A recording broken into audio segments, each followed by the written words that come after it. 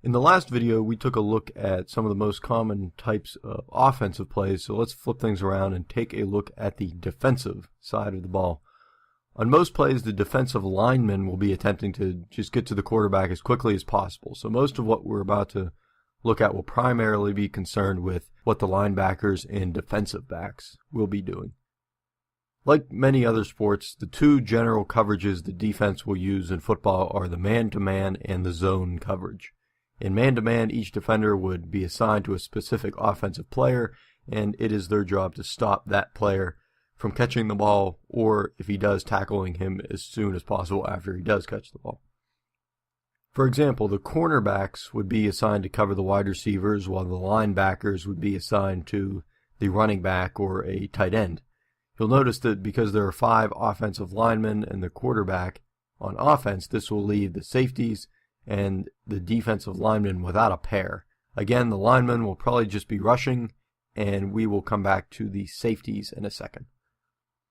But of course, the weakness of a man-to-man defense is that good receivers will have an advantage if only one defender is covering them. It will also allow the offense to spread things out so that they can have more room in the middle to run the ball. If we take one step away from the man-to-man, we would get the cover 2 defense. This would mean that both of the safeties would hang back in order to give support to the corners if the ball is thrown deep up the field.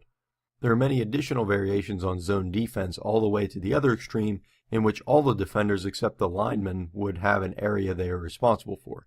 You might hear other coverages mentioned, like the cover 3 or the cover 4.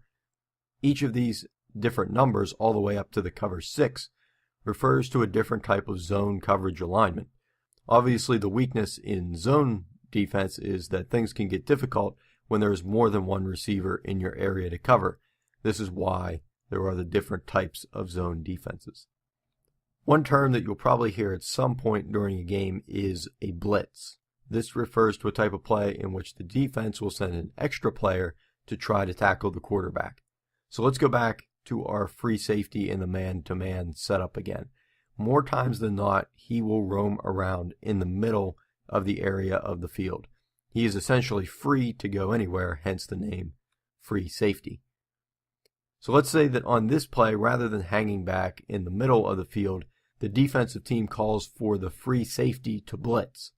Since the defensive players can move around before the snap, he might work his way up to the line of scrimmage, and then when the ball is snapped, he will run in for the quarterback as quickly as possible. This type of blitz would be called a safety blitz.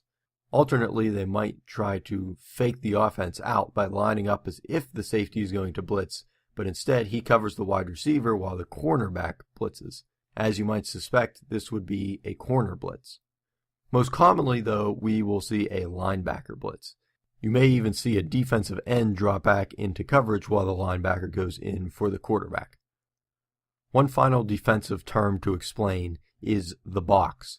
This refers to the general area that is about as wide as the offensive line and about 5 yards deep into the defense. In most formations, the linemen and the linebackers will be said to be in the box, so that makes 7 guys. When you'll most likely hear the announcer on TV make reference to the box, it'll be when they start adding or removing defenders from it.